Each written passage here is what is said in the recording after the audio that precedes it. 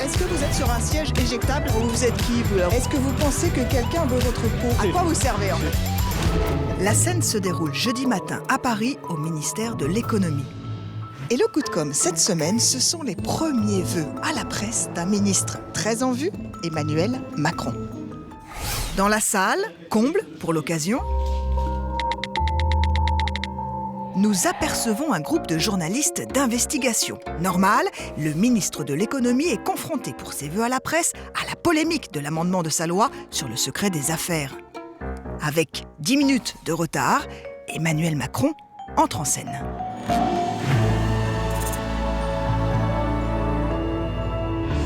Flanqué de ses 4 conseillers en communication, Sitbet Ndiaye, Barbara Frugier, Ismaël Emelien et Anne Descamps. Mais comme d'habitude, il joue la carte de la sympathie avec les journalistes. Ça va ? En forme ? Attention. Attention. Et avec ses équipes. Ça va ? En forme ? Tu vas bien ?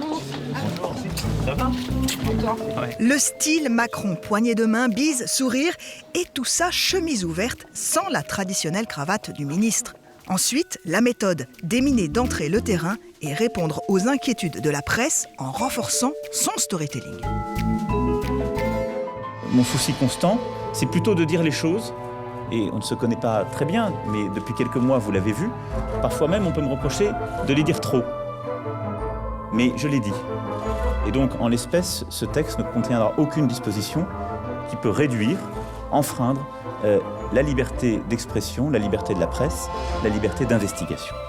Pendant tout son discours, le ministre de l'Économie est scruté par son staff de conseillers qui a repéré notre caméra et nous fuit. Différents secteurs économiques. Ouais, je sais. De les mettre en question. Celui qui prévient les autres, l'homme à lunettes, c'est Ismaël Emelien, son bras droit de 27 ans.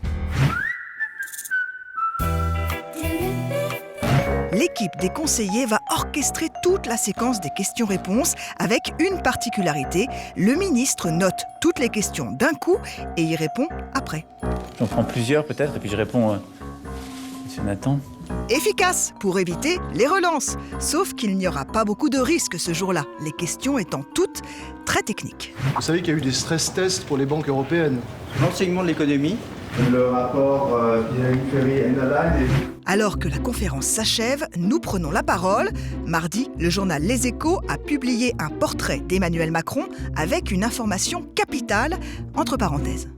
François Hollande a relu lui-même et corrigé la dernière interview de son ministre aux Échos. Nous interpellons le ministre.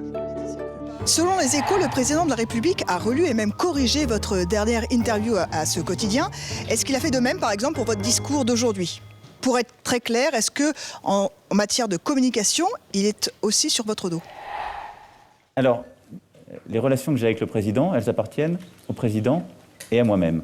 Pour ce qui est du discours que j'ai pu échanger avec vous aujourd'hui, les horaires qui sont les miens en ce moment à l'Assemblée nationale ne m'ont pas permis d'écrire un discours, de l'apprendre par cœur pour vous le réciter. Et donc, en la matière, quelque contrôle que ce soit est, me semble-t-il, relativement difficile. Et c'est normal qu'il relise vos interviews. Voilà. Merci à vous.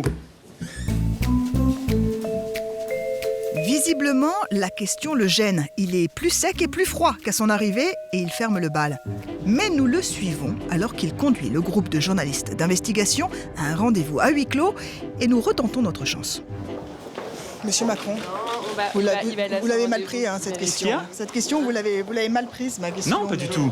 Non, je l'ai pas mal prise. Si, parce que je ne parle pas du tout de vos rapports personnels, qui si. m'intéressent pas. Non, mais voilà, mais non, donc... sur un fait qu'un président relise une interview d'un ministre et la corrige, c'est quand même pas fréquent. Ah non, mais c'est tout à fait normal que quand je parle sur des sujets sensibles qui sont aussi les siens, parce que quand on parle de certains sujets internationaux, je demande au président ce qu'il en pense. D'accord. Et comment il voit les choses. Ça me semble être un principe. Communication, vous êtes libre. Ça me semble être un principe de loyauté fondamentale. Non, mais ça c'est normal. Ça s'appelle de la coordination. Vous n'êtes pas une personnalité isolée quand vous êtes au gouvernement. Dans les médias, si le feuilleton de la loi Macron continue, c'est l'annonce vendredi du retrait du secret des affaires qui a primé. Moralité, en communication politique, savoir reculer fait aussi avancer.